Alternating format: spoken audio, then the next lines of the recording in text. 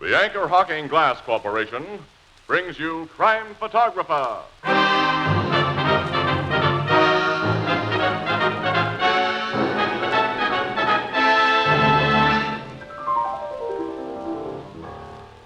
Say, Casey, I'll bet you photographed a lot of famous people. Well, I'm not so sure, Ethelbert.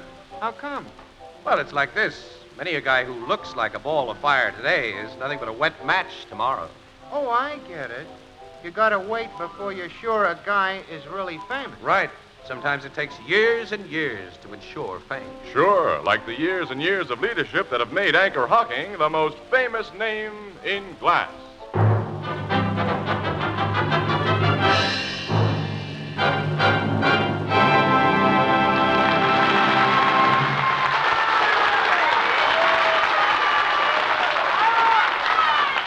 Good evening, ladies and gentlemen. This is Tony Marvin.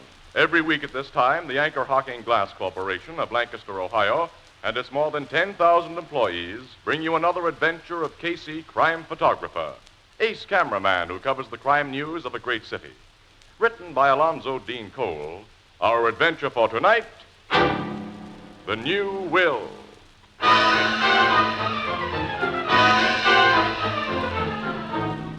One of the showplaces of our city is the mansion of multimillionaire Bradford Randall. In the richly furnished library of this mansion at 8 o'clock in the evening, Randall, his daughter Agatha, and a dapper, handsome man face each other in angry... This is one time, Father, that you're not going to have your own way. I've made up my mind to marry Giuseppe, and that is that. Oh, no, Agatha. You only think you're going to make this gigolo my son-in-law. Do not call me a gigolo, Mr. Randall. Oh, then what are you? I'm a man of honor who comes to you like a gentleman and asks for your daughter to be my wife. And for that, I'm insulted. How much money have you got, Mr. Runover? I'm Count Ranover. All right, count. But answer my question. Money is not everything. Well, you're not finding a soft spot with me. Father, I won't let you. Shut up, Agatha. Now then, you get out of here, Runover, and stay out. If he goes, I go with him. If you do anything foolish, Agatha, you'll regret it. And so will your boyfriend. And to convince you both that I mean business, I'm going to make out a new will tomorrow that will cut off Agatha with the minimum bequest allowed by law. Father. You know I don't bluff, Agatha. Tomorrow morning, I'll have Devons draw up a new will.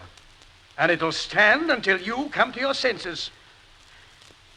Come on, Giuseppe. Let's get out of here. Yes, Agatha. You'll be back, my dear, and still single. You? Oh, I absolutely hate you. I'll show you I don't bluff.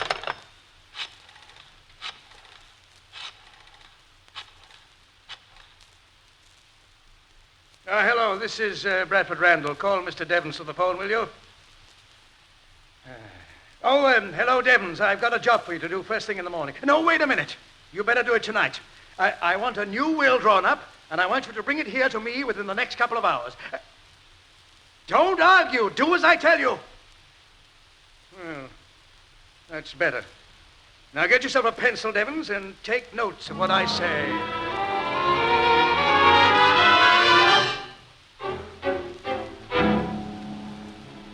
Well, looks as though you've done a pretty good job with this new will on short notice, Devons. So, I'm leaving practically my entire estate to, the Society for the Relief and Rehabilitation of War Victims and Displaced Persons. You told me to name some charity. Any charity as your beneficiary? Oh, it'll do. And of course, when that nitwit daughter of mine agrees to forget about her count, we'll destroy this and make her an heiress again. Yes, I was going to have you draw this new will up tomorrow, but Agatha and her lounge lizard might be getting married while you're doing it. But they won't after I spring this on her at breakfast. Oh, we'll need witnesses to make this good, I suppose. Naturally. Well, I'll get my butler and... Fieldston! Yes, Mr. Randall. Fieldston, get one of the other servants and come in here, will you? There's only the upstairs maid on duty now, sir. It's after 11 o'clock. Well, she'll do. Get her and hurry up, will Very you? well, sir. Very After 11. By the time I get Now, home... quit your crabbing, Devons. Well, why shouldn't I You'd crab? better not. I made you, and I can break you. Oh? I didn't mean it. Here is Sophie, the maid. Oh, sir. come in, Sophie, come in. I want you and Fieldston to sign a paper. What kind of paper, sir? What does that matter? Here's a pen. Here. Excuse me, sir, but I have been told never to sign my name to anything I have not read over, sir. When you work for me, you do as I tell you. Wait a minute, Mr. Randall. Huh? From a legal standpoint, this girl and your butler must know what they're signing. Sophie, Fieldston, this document is a new will in which Mr. Randall bequeaths the bulk of his estate to the Society for the Relief and Rehabilitation of War Victims and Displaced Persons. Oh, if that is the case, You sir... needn't have explained all that in order to make the thing legal, Devons. I'll tear this will up as soon as that girl of mine gets some sense. Well, here's my John Hancock. Now, you sign here, young woman, as a witness. Yes, sir. You, Fieldston, here. Very good, sir. All right. That's all. You can go now. Thank you, Mr. Randall. Fieldston, Yes, sir. have me called at 7 in the morning. Yes, Mr. And Randall. get my daughter up at the same time. I want her to have breakfast with me.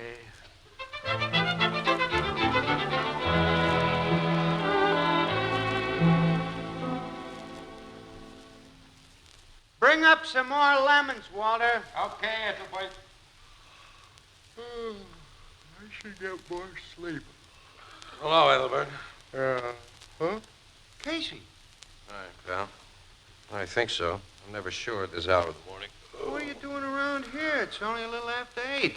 Working the early shift this week, 8 in the morning till 4 p.m. Have Walter Russell me have some coffee, will you, pal? Hey, Walter, breakfast for Casey. Bring it here to the bar. Okay. I suppose you reported for work, then made a quick sneak before your city desk got wise. Huh? Guy's got to eat, doesn't he? Well, look at me. I already had 6 wheat cakes, half a grapefruit, a plate of ham and eggs, 2 cups of coffee, pineapple. I feel fine. Yeah, you're looking. Well, don't mention food again till I get some. Casey, Hello, Annie. Good morning. come on, get on your bicycle. We're going places. What? Not till I exercise my Oh, teeth, yes, Annie. we're going to Bradford Randall's house right now. Bradford Randall. The Bradford Randall. One of his servants went to call him about an hour ago, about 7 o'clock, and found him dead with a bullet through his heart. Captain Logan and his homicide squad are at the house now. Holy jump. Bradford Randall's one of the biggest guys in this town. And one of the crookedest, too. But his murder is front page and double column, Casey. Come on. Okay, cancel my breakfast, Ethelbert. It'll be on the fire by now, Well, then Casey. eat it yourself. But I had... Well, after all, I ate just a little snack almost an hour ago.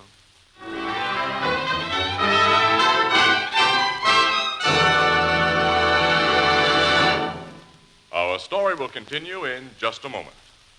How many times have you said to yourself, I'd give anything in the world for a cup of coffee right now? Now, what you meant was that you wanted a cup of good, hot, steaming coffee without having to fuss around in the kitchen and without waiting even a minute. Well, here's the answer. Just a cup, a spoon, and a glass jar. A glass jar of soluble coffee. Put a spoonful of this new kind of coffee in a cup, add hot water, and there you are. It's as quick as that. It's as convenient as that if you make sure to buy your soluble coffee in a glass jar. You see, glass jars are easy to open. Just a twist of your wrist, that's all. Then there's the matter of flavor and freshness. Anchor glass jars protect soluble coffee from moisture or any other contamination. Enjoy all of the convenience of soluble coffee products by insisting on glass jars. Most of the better packers of soluble coffee protect their products by using clean, sanitary Anchor glass containers and Anchor caps. Both products of Anchor Hocking. The most famous name in glass.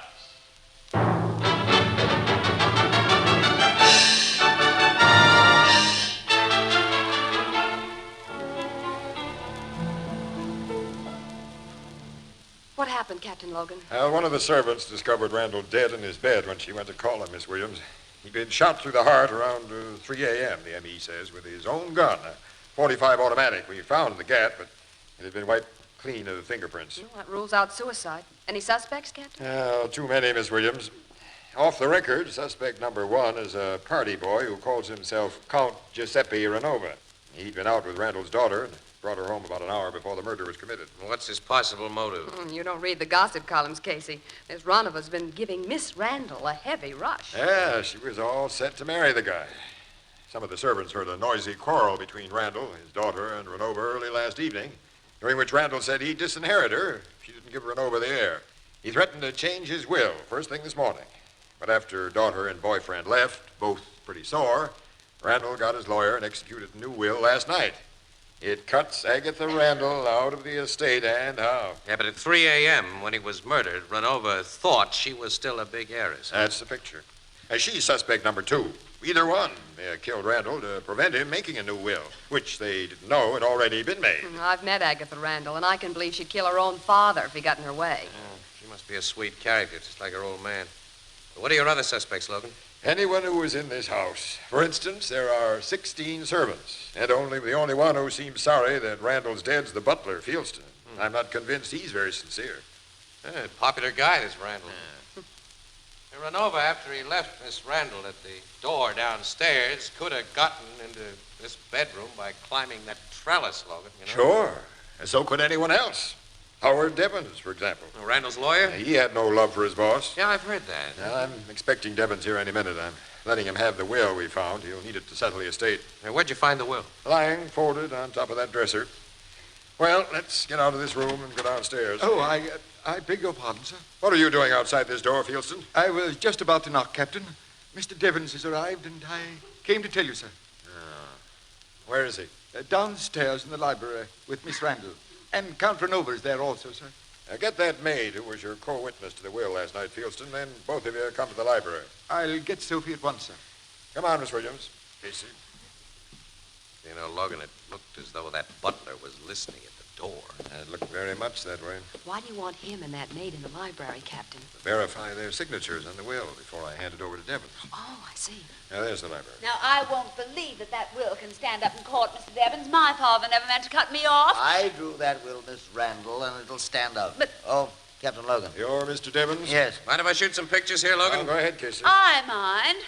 I've had enough of you policemen and newspaper people around here. This is my house, and I won't... Remember the will, Miss Randall. This is not your house. Oh, Giuseppe, what am I going to do? Do not worry, my Agatha. I will find lawyers who will break for us that crazy will. Well, of Count course, is an optimist, Annie. Ridiculous. And how he declares himself in.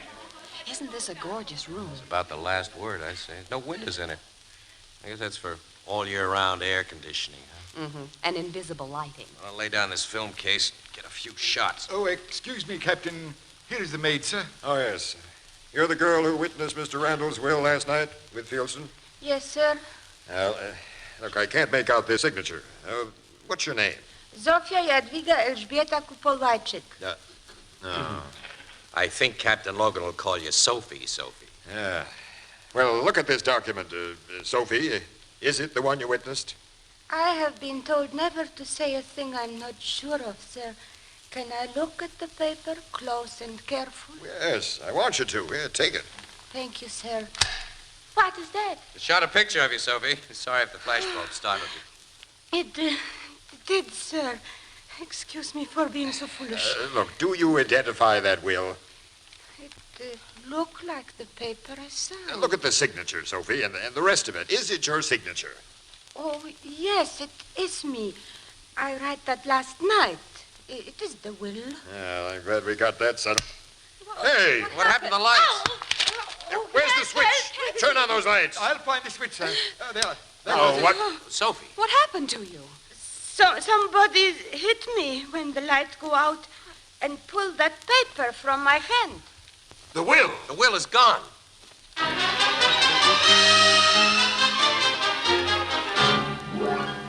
All right, every one of you's been searched, and we didn't find the will. But someone in this room switched off the lights, struck Sophie, and took the will from her hand, and whoever did it isn't going to get away with it.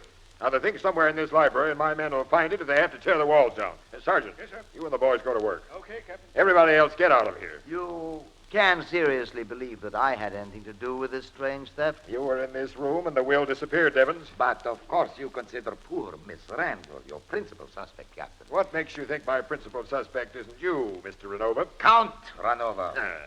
Now, all of you get out of here. Now, don't try to leave this house. Come, Giuseppe.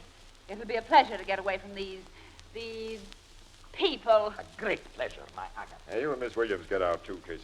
Okay. Let me get my film case, pal. I'll bring your photographic case, Mr. Casey. Oh, thanks, Fieldston. Well, just put it down in the hall here. Very good, sir. I'm closing this library door, Sergeant. And don't let anybody in, and don't you or the boys come out until you find that will. Okay, Captain. Will you need me any more, sir? No, go on about your business, Fieldston. I'll find you if I want you. Very good, sir. Casey, come into this room. And you, Miss Williams. I want to have some gab without any interruptions. Look, what do you think? That job was timed beautifully, Logan. Right after I'd used up a flash bulb. If I'd had another one set in my camera, I could have touched it off and caught the thief dead to rights. Now, didn't either of you notice who stood nearest that light switch just before the room went dark? I didn't. Neither did I. But I'm sure 3 people weren't anywhere near the light switch. It's yourself, Logan, the lawyer, Devins, and that little maid, Sophie. Now, that leaves Agatha, Renova, the butler, Fieldston, you, Casey, and Miss Williams. See, I just thought of something, Logan. Yeah? That butler, Fieldston, closed the door when he came into the library. But if that door had been open, the room wouldn't have gone entirely dark. Hey, and Fieldston was trying to get an earful outside that room upstairs. What was that? It's a man. Upstairs, come on. I see him. Say, it's the butler. He's lying on the floor. His head is covered with blood. Someone socked him. Turn him over, Logan. Open his coat. Yeah, and his heart's beating. He's only knocked out. Hey, that paper sticking out of the inside pocket of his coat. Casey, it's the stolen will.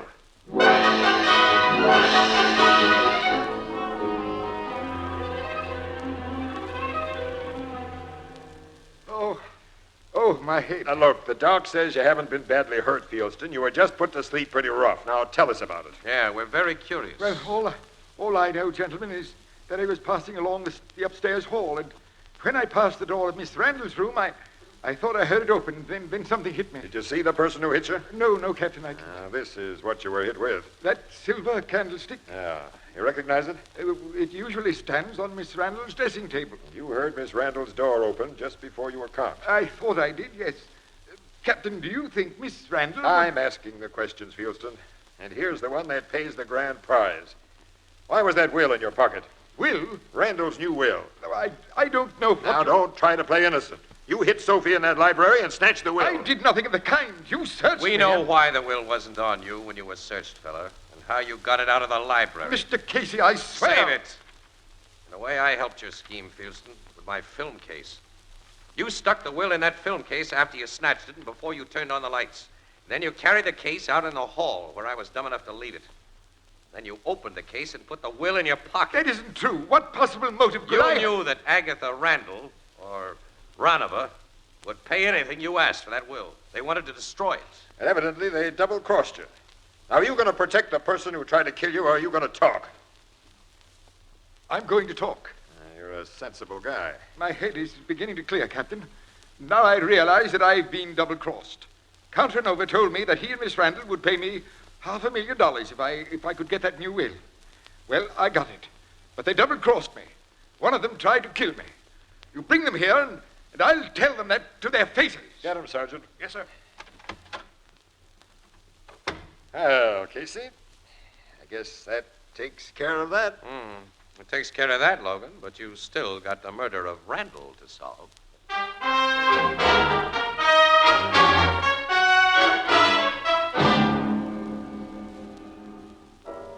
Captain Logan put Miss Randall and that Count Runover under arrest, huh, Casey? Yeah, he's holding him for questioning, Ethelbert, which means they're in jail without formal charges being lodged against him. They've admitted nothing and denied everything, Ethelbert. And as sore as the butler is against them, he admits he didn't see either of them hit him.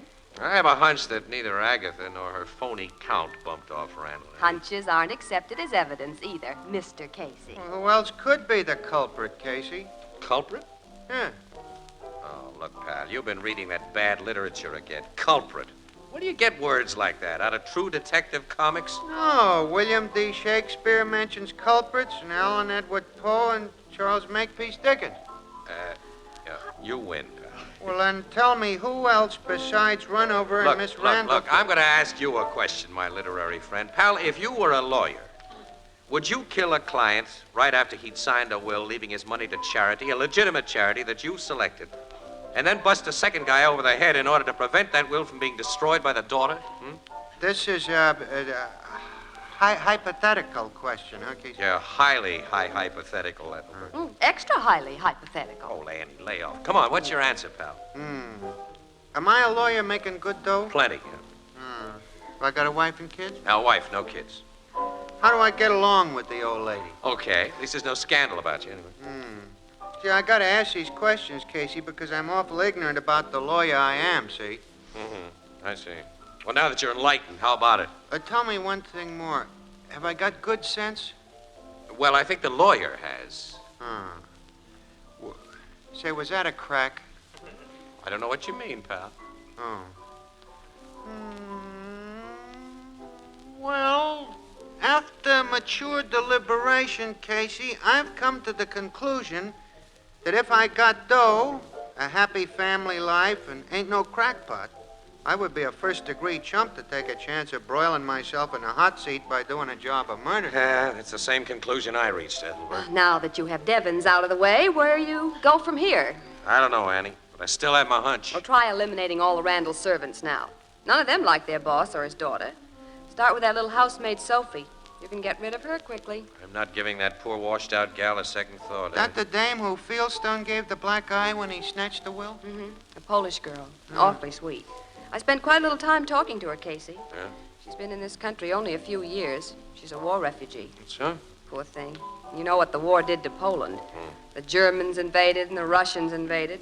And she and her family had a terrible time. How could she stand working for a guy like Randolph? Amongst all the other crooked things he did, he was a notorious war profiteer. She witnessed that new will. She was told its provisions. Annie, come on. We're going to call on Sophie.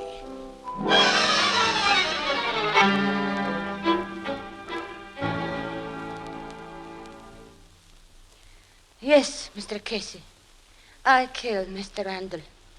And I hit that butler Fieldstone, too. I was pretty sure you did, Sophie. After I started thinking, I wouldn't have accused you otherwise. If you had not accused, I would have told the police anyway soon. Because now I'm sure they will not again lose that bad man's new will. That leaves his money to the society, doesn't it, for the relief of war victims? Yes. The will won't be lost again. And it won't be broken, Sophie. I believe you, Miss Williams. Tell us what you meant to tell the police. In our town, in Poland, war was very bad. I see my mother killed, and my father. My little sister Paula and I, we sleep in streets and get food where we can get it from. You would not like to hear about that. It is not nice to think of it. Before, I have seen my two brothers taken away by soldiers. They never come back. Finally, my little sister, Paula, she lied down to sleep and do not wake. She was too hungry. Things happened to me, too, in the war. But I'm strong and I live. I have uncle in America who get me over here where I get job in Mr. Randall's house. Sometime I can hear Mr. Randall say how the war has made him more rich than he was before.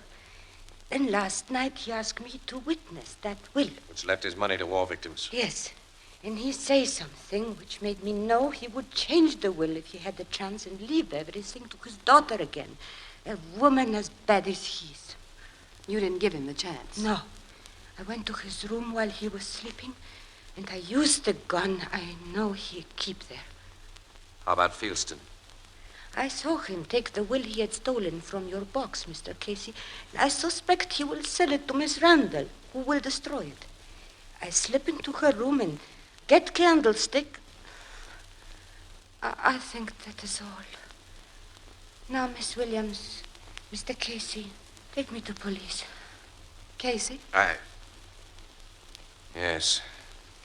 I'm not afraid, and I have no regret.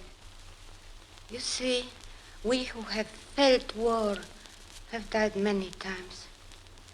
Another time does not matter.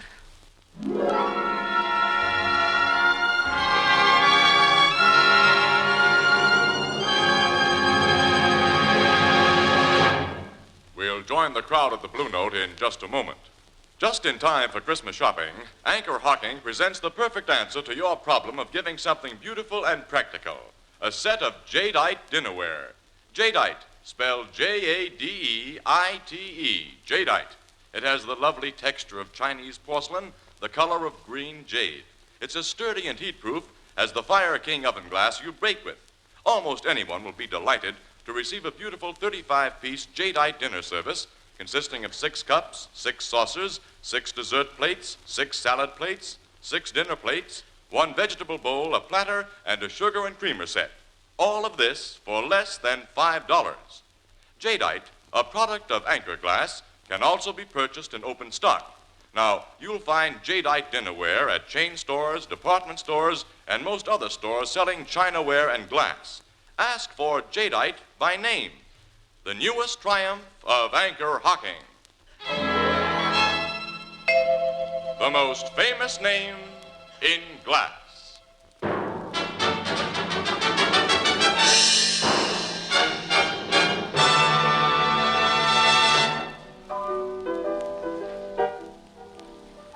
We who have felt war have died many times. Another time doesn't matter. What's that, Casey? Huh? What'd you say? Nothing. He's been muttering to himself like that ever since Sophie repeated her confession to the cops, Ethelbert. I guess I have, Annie. What'll be done about that girl, Sophie? Should be sent to a hospital for the criminal insane. The docs say she's crazy, huh? In the legal definition. She's incapable of distinguishing between right and wrong. She never had much chance to get acquainted with what's right in the legal definition, did she? No, Ethelbert. She didn't even realize that there's never a justification for murder. That's a fact, Annie. Yeah, and many people in Europe and Asia are just like her. People who as children saw nothing but war, and whose only teaching was that might makes right, and that the end justifies the means. Boy, we're just lucky that philosophy hasn't become basic training for a lot of American kids. So far. The anniversary of Pearl Harbor was last Sunday, and in 2 weeks we celebrate Christmas. I think a lot of people over here have forgotten the meaning of both those days. It's time all of us started thinking and doing.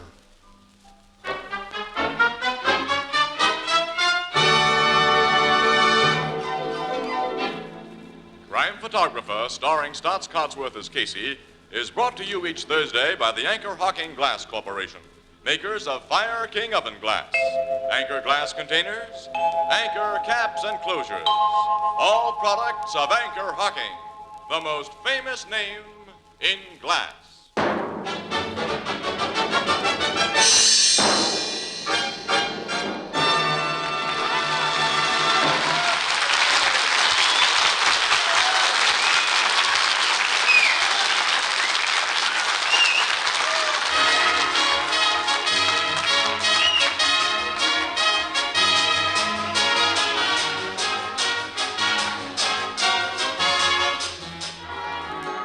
Crime Photographer is directed by John Deese. The original music is by Archie Blyer, and the program features Miss Jan Miner as Anne and John Gibson as Ethelbert. Herman Chittison is the Blue Note pianist. Lives are lost needlessly every year when people die of tuberculosis. You do your part to prevent tuberculosis when you buy and use Christmas seals. And be sure to do your Christmas mailing early. This is Tony Marvin saying goodnight for the Anchor Hocking Glass Corporation of Lancaster, Ohio, with offices in all principal cities of the United States and Canada.